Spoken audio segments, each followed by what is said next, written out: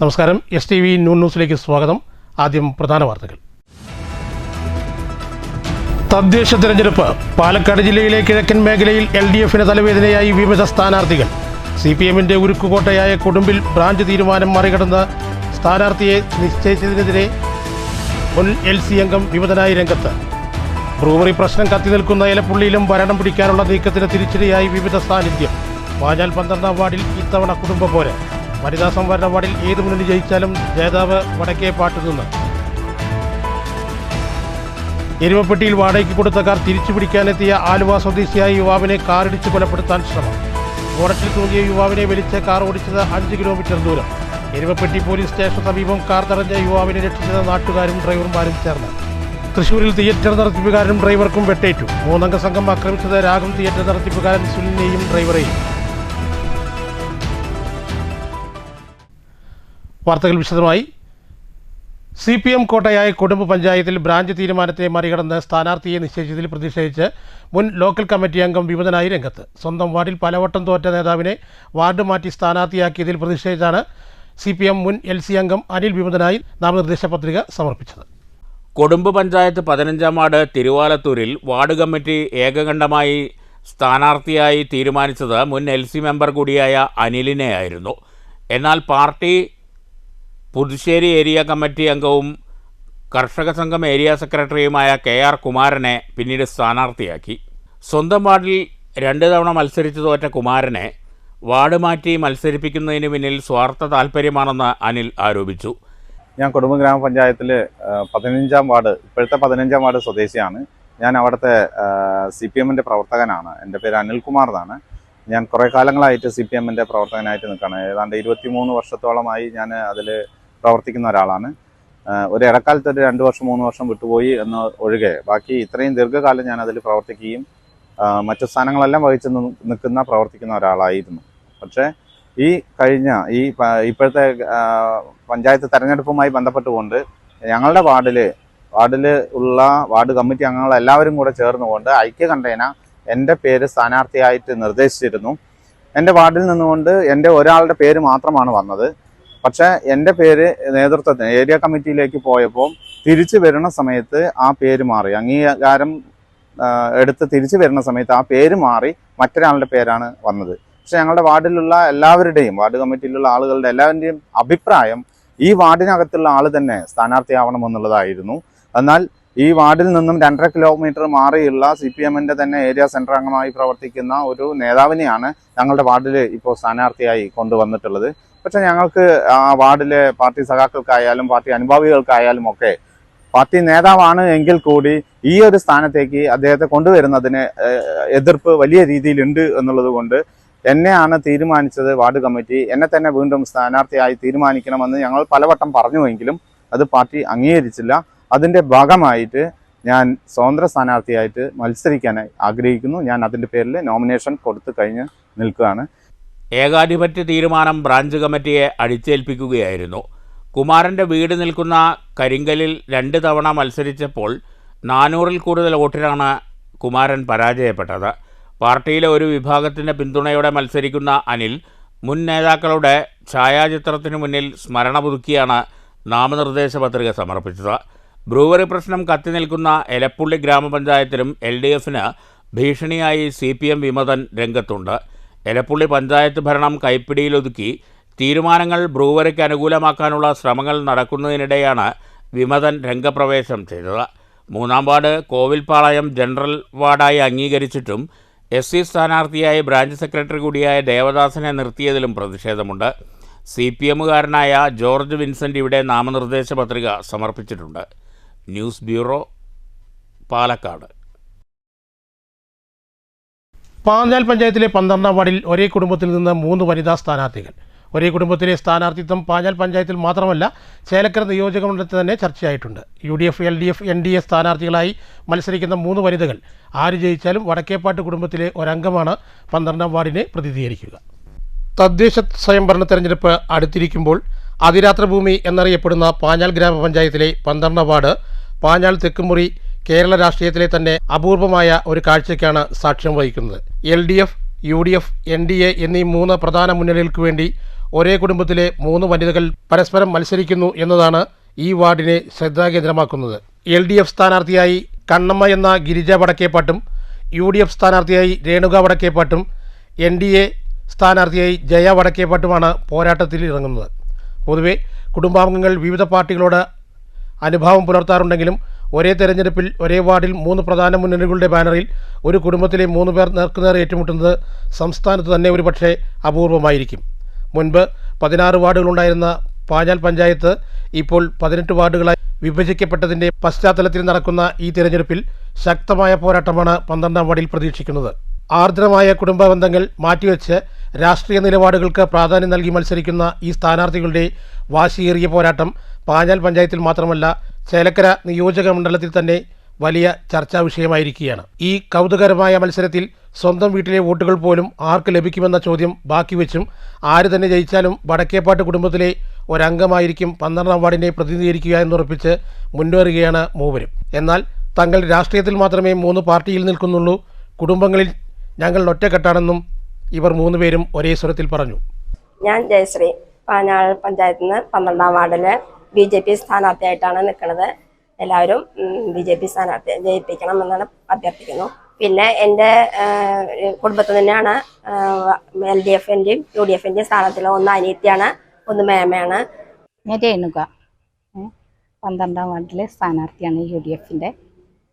പിന്നെ എൻ്റെ കുടുംബത്തിൽ നിന്ന് തന്നെയാണ് 3 സ്ഥാനാർത്ഥികളും വരുന്നത്. അപ്പോൾ കുടുംബപരമായിട്ടൊന്നും ഞങ്ങൾ എല്ലാവരും ഒരേ ഇതിലാണ്. പിന്നെ രാഷ്ട്രീയപരമായിട്ടാണ് ഞങ്ങൾ ഒന്ന് പൊരുത്തുന്നുള്ളൂ. എന്തായാലും ഇനിയൊരു UDFൻ്റെ സ്ഥാനാർത്ഥിയായി ഞാൻ പഞ്ചായത്തിലേക്ക് വരണം എന്നാണ് വിചാരിക്കുന്നത്.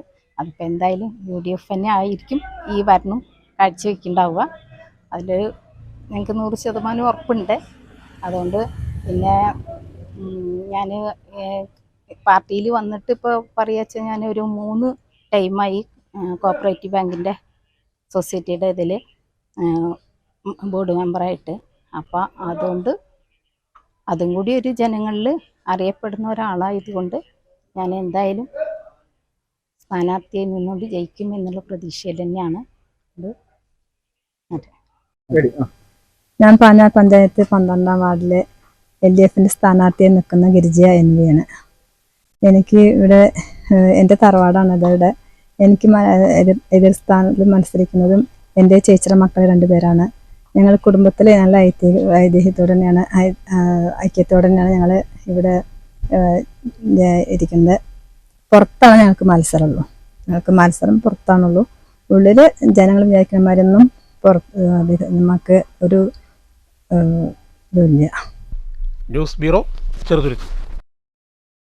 വിവാദങ്ങൾക്ക് വിട നൽകി രാഹുൽ മാങ്കൂട്ടത്തിൽ MLA UDF രാഷ്ട്രീയ വേദിയിൽ.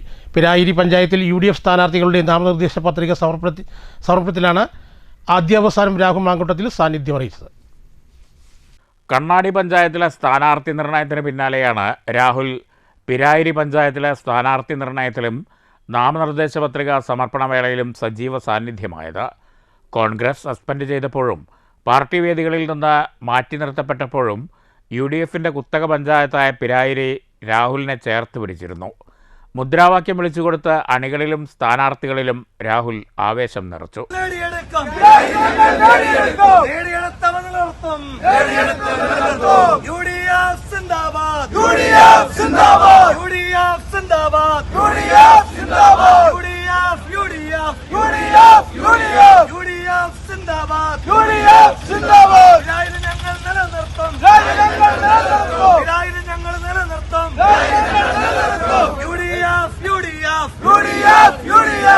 പാലക്കാട് മണ്ഡലത്തിൽ UDFന് വൻ ലീഡ് നൽകുന്ന പഞ്ചായത്താണ് പിരായിരി. MLA ആയ നാൾ മുതൽ പിരായിരി പഞ്ചായത്തിൽ നിറസാന്നിധ്യമാണ് രാഹുൽ മാങ്കൂട്ടത്തിൽ. News bureau, Palakkad. എരുമപ്പെട്ടിയിൽ വാടകയ്ക്ക് കൊടുത്ത കാർ തിരിച്ചു പിടിക്കാൻ എത്തിയ യുവാവിനെ കാറിടിച്ച് കൊലപ്പെടുത്താൻ ശ്രമം. രക്ഷപ്പെടാൻ കാറിൻ്റെ ബോണറ്റിൽ പിടിച്ചു തൂങ്ങിയ ആലുവ സ്വദേശി സോളമനെ ബോണറ്റിൽ തൂക്കി കാർ ഓടിച്ചത് 5 കിലോമീറ്റർ ദൂരം. രാവിലെ എരുമപ്പെട്ടിയിലാണ് ഞെട്ടിക്കുന്ന സംഭവമുണ്ടായത്. റെന്റിന് കൊടുത്ത കാർ തിരിച്ചു പിടിക്കാനെത്തിയ യുവാവിനെ കൊലപ്പെടുത്താൻ ശ്രമിക്കുകയായിരുന്നു. രക്ഷപ്പെടാൻ കാറിൻ്റെ ബോണറ്റിൽ പിടിച്ചു തൂങ്ങിയ ആലുവ പാനായിക്കുളം സ്വദേശി കൊടിയൻ വീട്ടിൽ സോളമനെ ബോണറ്റിൽ കിടത്തി കാർ ഓടിച്ചത് 5 കിലോമീറ്റർ ദൂരമാണ്. നാട്ടുകാരും ഓട്ടോ ഡ്രൈവർമാരും ചേർന്ന് കാർ തടഞ്ഞ് യുവാവിനെ രക്ഷപ്പെടുത്തുകയായിരുന്നു. തൃശൂർ തിരൂർ പോട്ടോർ സ്വദേശി നാലകത്ത് വീട്ടിൽ ബക്കറാണ് ക്രൂരകൃത്യം നടത്തിയത്. ബക്കറിനെ എരുമപ്പെട്ടി പോലീസ് അറസ്റ്റ് ചെയ്തു. ഒക്ടോബർ 20-നാണ് ബക്കർ വിവാഹാവശ്യത്തിനാണെന്ന് പറഞ്ഞ് സോളമൻ്റെ കാർ റെൻറ്റിനെടുത്തത്. പിന്നീട് കാർ തിരികെ നൽകാൻ തയ്യാറായില്ല. സോളമൻ ബിനാനിപുരം പോലീസിൽ പരാതി നൽകിയിരുന്നു. കാറിൻ്റെ GPS ലൊക്കേഷൻ നോക്കി അന്വേഷണം നടത്തി വരുന്നതിനിടയിൽ കാർ എരുമപ്പെട്ടി വെള്ളറക്കാട് പ്രദേശത്ത് വെച്ച് കാണുകയും കാർ തടയുകയും ചെയ്തു. ഇതിനിടയിലാണ് കാർ മുന്നോട്ടെടുത്ത് സോളമനെ ഇടിച്ചു തെറിപ്പിക്കാൻ ശ്രമിച്ചത്. ഒക്ടോബർ മാസം 20-ാം തീയതി മകളുടെ കല്യാണാവശ്യം എന്ന് പറഞ്ഞാൽ എൻ്റെ വീടിനടുത്തുള്ള വർക്ക്ഷോപ്പിൽ നിന്ന് എടുത്തുകൊണ്ടേ വണ്ടിയാണ്. അതിനുശേഷം ഈ വണ്ടി ആള് 1 മാസത്തേക്ക് മകളുടെ കല്യാണം കഴിഞ്ഞവരെ വേണമെന്ന് പറഞ്ഞ് എൻ്റെ അടുത്ത് പറഞ്ഞു. അപ്പോൾ എൻ്റെ വീടിനടുത്തുള്ള വർക്ക്ഷോപ്പാരുടെ പരിചയത്തിന് പുറത്ത് ഞാൻ ആ വണ്ടി ആൾക്ക് കൊടുത്തു. പിന്നെ അതിനുശേഷം ഈ വണ്ടി തിരിച്ചരുന്നില്ല, വണ്ടിയെ വേണ്ടി വിളിക്കുമ്പോൾ എടുക്കുന്നില്ല. അതിനുശേഷം ഈ വണ്ടി ഞാൻ തിരിച്ചെടുക്കുന്നതിന് വേണ്ടി ഇയാളുടെ വീടിൻ്റെ അടുത്ത് വന്നപ്പോൾ ആ വണ്ടി അവിടെ കണ്ടില്ല. പിന്നെ റോഡിൽ വെച്ച് കണ്ടപ്പോൾ ഞാൻ തടഞ്ഞെടുക്കാൻ ശ്രമിച്ചപ്പോൾ ഇയാൾ എന്നെ ഇടിച്ചിട്ടിട്ട് ആ വണ്ടി കൂടി കടന്നു ശ്രമിച്ചപ്പോൾ ഞാൻ അതിൻ്റെ ബോണറ്റേക്ക് കയറി പിടിച്ചു. അങ്ങനെ ഏകദേശം ഒരു 10-15 കിലോമീറ്ററോളം എന്നെ ആള് ഓടിച്ചുകൊണ്ടിരിക്കുകയും എരുമപ്പെട്ടി എന്ന് പറഞ്ഞ ജംഗ്ഷനിൽ എത്തിയപ്പോഴത്തേക്കും അവിടുത്തെ നാട്ടുകാരെല്ലാം കൂടി വട്ടം വന്ന് തടയുകയും അതിനെ തുടർന്ന് വണ്ടി നിർത്തുകയും ചെയ്തു. എന്നെ കൊല്ലപ്പെടുത്താനാണ് ആൾ ശ്രമിച്ചിരുന്നത്.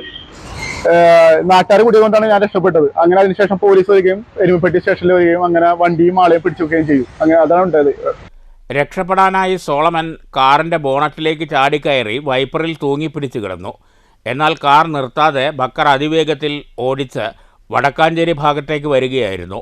ഇതിനിടയിൽ സോളമൻ ദൃശ്യങ്ങൾ തൻ്റെ മൊബൈലിൽ പകർത്തിയിരുന്നു. നാട്ടുകാർ പലയിടത്തു വെച്ച് കാർ തടയാൻ ശ്രമിച്ചെങ്കിലും ബക്കർ കാർ നിർത്തിയില്ല. തുടർന്നാണ് എരുമപ്പെട്ടി പോലീസ് സ്റ്റേഷന് സമീപം വെച്ച് നാട്ടുകാരും ഓട്ടോ ഡ്രൈവർമാരും ചേർന്ന് കാർ തടഞ്ഞത്. സംഭവത്തെക്കുറിച്ച് എരുമപ്പെട്ടി പോലീസ് വിശദമായ അന്വേഷണം നടത്തിവരികയാണ്. News bureau, Thrissur. തൃശ്ശൂരിൽ തിയേറ്റർ നടത്തിപ്പുകാരനും ഡ്രൈവർക്കും വെട്ടേറ്റു. രാഗം തിയേറ്റർ നടത്തിപ്പുകാരൻ സുനിലിനും ഡ്രൈവർ അജീഷിനുമാണ് വെട്ടേറ്റത്. രാത്രി 10 മണിയോടെ തൃശൂർ വെളപ്പായയിൽ സുനിലിൻ്റെ വീടിന് മുന്നിൽ വെച്ചാണ് സംഭവം. സുനിലിൻ്റെ വീടിന് മുന്നിൽ വെച്ച് കാറിൽ നിന്നിറങ്ങി ഗേറ്റ് തുറക്കുന്നതിനിടെയാണ് ഇരുട്ടിൽ പതിയിരുന്ന 3 അംഗ സംഘം വാളുപയോഗിച്ച് ഇരുവരെയും വെട്ടിയത്. സുനിലിൻ്റെ കാലിനും ഡ്രൈവറുടെ കയ്യിനുമാണ് വെട്ടേറ്റത്. പരിക്കേറ്റ ഇരുവരെയും ആദ്യം തൃശൂർ മെഡിക്കൽ കോളേജ് ആശുപത്രിയിലേക്കും പിന്നീട് തൃശൂർ ദയ ആശുപത്രിയിലേക്കും മാറ്റി. ഇരുവരുടെയും പരിക്ക് ഗുരുതരമല്ല. ഇരുവരെയും വെട്ടിയ ശേഷം അക്രമി സംഘം ഓടി രക്ഷപ്പെട്ടു. സുനിൽ 10 വർഷത്തോളമായി രാഗം തിയേറ്റർ വാടകയ്ക്കെടുത്ത് നടത്തുകയാണ്. പ്രതികളെ പിടികൂടുന്നതിനായി മെഡിക്കൽ കോളേജ് പോലീസ് അന്വേഷണം ഊർജിതമാക്കി. News bureau, Thrissur.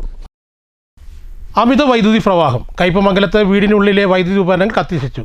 KSEBയുടെ 33 kV tower ലൈനിൽ നിന്ന് കാക്കയ്ക്ക് ഷോക്കേറ്റതിനെ തുടർന്നാണ് അമിത വൈദ്യുതി പ്രവാഹം ഉണ്ടായത്. കയ്പമംഗലം ബോർഡ് കിഴക്ക് കണ്ടേങ്ങാട്ടിൽ സാജൻ്റെ വീട്ടിലെ വൈദ്യുതി ഉപകരണങ്ങളാണ് കത്തി നശിച്ചത്. രാവിലെ 8:30യോടെയാണ് സംഭവം. സാജൻ്റെ വീടിനോട് ചേർന്ന് 33 kV ടവർ ലൈൻ കടന്നു പോകുന്നുണ്ട്. ഇതിൽ കാക്ക ഇടിച്ച് ഷോക്കേറ്റ് വീഴുകയായിരുന്നു. ഇതോടെ അമിത വൈദ്യുതി പ്രവാഹം ഉണ്ടാവുകയും സാജൻ്റെ വീട്ടിലെ വൈദ്യുതി മീറ്റർ ഉൾപ്പെടെയുള്ള ഉപകരണങ്ങൾ കത്തി നശിക്കുകയുമായിരുന്നു. ഫാൻ, മെയിൻ സ്വിച്ച്, സ്വിച്ച് ബോർഡുകൾ, ഫാൻ വയറിംഗ്, മറ്റ് ഉപകരണങ്ങൾ ഉൾപ്പെടെ പൂർണ്ണമായും കത്തി നശിച്ചു. സംഭവ സമയത്ത് വീടിനുള്ളിൽ ആളുകളുണ്ടായെങ്കിലും ഷോക്കേൽക്കാതെ രക്ഷപ്പെട്ടു. ഉഗ്രശബ്ദത്തോടെയാണ് പൊട്ടിത്തെറിയുണ്ടായതെന്ന് വീട്ടുകാർ പറഞ്ഞു.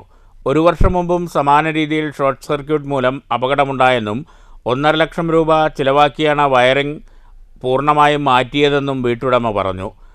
അതിട്ട് പിന്നെ ഇപ്പോൾ അന്ന് 1.5 ലക്ഷം രൂപ ചിലവായി ചെയ്ത് പുതിയ വയർ ചെയ്ത അവരെ കൊണ്ടുവന്നല്ലോ മെയിൻ ആൾക്കാരെ കൊണ്ടുവന്ന് പിടിക്ക് ചെയ്ത ചെയ്തത്. ഇപ്പോൾ വീണ്ടും ഷോർട്ടായിട്ട് ഭയങ്കര മണം, ഭയങ്കര വീട്ടില് തൊട്ടടുത്ത വീടുകളിലും നാശനഷ്ടമുണ്ടായിട്ടുണ്ട്. KSEB മാനദണ്ഡങ്ങൾ പൂർണ്ണമായും പാലിക്കാതെയാണ് 33 kV ലൈൻ സ്ഥാപിച്ചിട്ടുള്ളതെന്ന് നാട്ടുകാർ ആരോപിക്കുന്നു. News bureau, Thrissur. ട്രെയിൻ യാത്രക്കാരുടെ മോഷണം പോയ സ്വർണ്ണാഭരണങ്ങളും മൊബൈൽ ഫോണും വിറ്റ കേസിലെ പ്രതി ഷൊർണൂർ റെയിൽവേ പോലീസിൻ്റെ പിടിയിൽ. മലപ്പുറം സ്വദേശി മുഹമ്മദ് ഷഫീഖിനെ തിരൂരിൽ നിന്നാണ് റെയിൽവേ പോലീസ് വലയിലാക്കിയത്. മോഷണം നടത്തിയ 2 പേരെ പിടികൂടാനുണ്ടെന്ന് പോലീസ് പറഞ്ഞു. കാസർഗോഡ് നിന്നും മംഗള ലക്ഷദ്വീപ് എക്സ്പ്രസ് AC കോച്ചിൽ യാത്ര ചെയ്യുകയായിരുന്ന കൊല്ലം പറവൂർ സ്വദേശിനി ഡോക്ടർ ഷീബയുടെ ബാഗിൽ നിന്നുമാണ് സ്വർണ്ണാഭരണങ്ങളും മൊബൈൽ ഫോണും മോഷണം പോയത്. 13/7 2025 രാത്രി 12:30 രാവിലെ 5:15 ഇടയിലാണ് സംഭവം. കോഴിക്കോടിനും ഷൊർണൂരിനും ഇടയിലാണ് മോഷണം പോയതെന്നാണ് പരാതിക്കാരി ഷീബ ഷൊർണൂർ റെയിൽവേ പോലീസിൽ മൊഴി നൽകിയിരിക്കുന്നത്.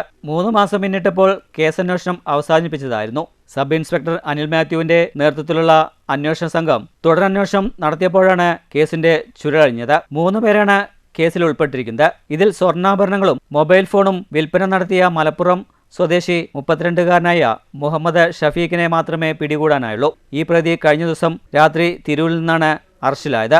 ഇനി സ്വർണ്ണാഭരണങ്ങളും മൊബൈൽ ഫോണും അടങ്ങുന്ന ബാഗ് മോഷ്ടിച്ച 2 പേരെ പിടികൂടാനുണ്ടെന്ന് പോലീസ് പറഞ്ഞു. 3 സ്വർണ്ണമോതിരവും അരപ്പവന്റെ വളയും മൊബൈൽ ഫോണും കൂടി 2,13,500 രൂപ വില വരുമെന്ന് പോലീസ് പറഞ്ഞു. തിരൂരിലെ ഒരു ജ്വല്ലറിയിൽ പ്രതി മുഹമ്മദ് ഷഫീഖ് സ്വർണ്ണാഭരണങ്ങൾ വിറ്റിരുന്നു. ഇവ കണ്ടെടുത്തിട്ടുണ്ട്. മൊബൈൽ ഫോണും കിട്ടിയിട്ടുണ്ട്. പ്രതിയെ കോടതിയിൽ ഹാജരാക്കിയ ശേഷം റിമാൻഡ് ചെയ്തു. അന്വേഷണ സംഘത്തിൽ സബ് ഇൻസ്പെക്ടർ അനിൽ മാത്യുവിനൊപ്പം വൈ മജീദ്, നിഷാദ്, ഗോകുൽ, ഷിജു, അജീഷ് എന്നിവരുമുണ്ടായിരുന്നു. കേസിലെ മറ്റു 2 പ്രതികളെ ഉടൻ പിടികൂടുമെന്നും പോലീസ് അറിയിച്ചു. News centre, Shoranur. കോട്ടായി മേഖലയിൽ കനാൽ കാടുമൂടിയത് വൃത്തിയാക്കാത്തതിനാൽ വെള്ളം ലഭിക്കുന്നില്ല. മേഖലയിൽ 2ാം വിളയ്ക്ക് നിലമൊരുക്കാതെ കർഷകർ പ്രതിസന്ധിയിലാണ്. 2ാം വിളയ്ക്ക് തയ്യാറാക്കിയ ഞാറ്റടിയും ഉണക്ക് ഭീഷണി നേരിടുന്നു. കനാൽ കാടുമൂടിയത് വൃത്തിയാക്കാത്തതിനാൽ വെള്ളം തുറന്നുവിട്ട് ആഴ്ചയോളമായിട്ടും പാടശേഖരങ്ങളിലേക്ക് വെള്ളമെത്താത്തതിൽ കർഷകർ പ്രതിഷേധത്തിലാണ്. കനാൽ ജലം പാടശേഖരങ്ങളിൽ എത്താത്തതിനാൽ 2ാം വിളയ്ക്കുള്ള നിലമൊരുക്കാനാകാതെ കർഷകർ പ്രതിസന്ധിയിലാണ്. മിക്കയിടങ്ങളിലും 2ാം വിളയ്ക്ക് തയ്യാറാക്കിയ ഞാറ്റടി ഉണക്ക് ഭീഷണിയിലുമാണ്. 2ാം വിളയ്ക്ക് കനാൽ വെള്ളം തുറന്നുവിടുന്ന കാര്യം വ്യക്തമായി അറിഞ്ഞിട്ടും കൈക്കനാലുകൾ വൃത്തിയാക്കാൻ പഞ്ചായത്ത് ഭരണക്കാർ ഒരു നടപടിയും സ്വീകരിച്ചില്ലെന്നാണ് കർഷകരുടെ പരാതി. കനാൽ വെള്ളം പാടശേഖരങ്ങളിൽ എത്തുന്നില്ലെന്ന് മാത്രമല്ല മിക്കയിടങ്ങളിലും റോഡിലൂടെയും മറ്റും ഒഴുകുകയാണ്. കഴിഞ്ഞ വർഷം കർഷകർ സ്വന്തമായി പിരിച്ചെടുത്താണ് കൈക്കനാലുകൾ വൃത്തിയാക്കിയത്. ഇത്തവണയും അതുപോലെ തന്നെ പണമിറക്കാൻ വകയില്ലെന്നാണ് കർഷകർ പറയുന്നത്. News bureau, Kottayi. പ്രധാന വാർത്തകൾ ഒരിക്കൽ കൂടി. തദ്ദേശ തെരഞ്ഞെടുപ്പ്. പാലക്കാട് ജില്ലയിലെ കിഴക്കൻ മേഖലയിൽ LDFന് തലവേദനയായി വിവിധ സ്ഥാനാർത്ഥികൾ.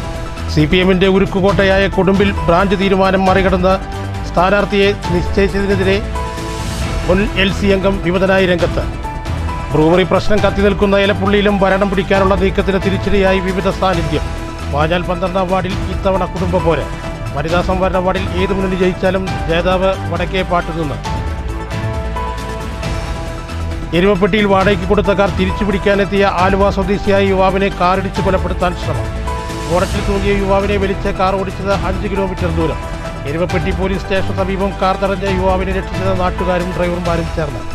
തൃശൂരിൽ തിയേറ്റർ നടത്തിപ്പുകാരനും ഡ്രൈവർക്കും വെട്ടേറ്റു. 3 അംഗ സംഘം ആക്രമിച്ചത് രാഗം തിയേറ്റർ നടത്തിപ്പുകാരൻ സുനിലിനെയും ഡ്രൈവറെയും. ഈ വാർത്താ ബുള്ളറ്റിൻ ഇവിടെ അവസാനിക്കുന്നു. നമസ്കാരം.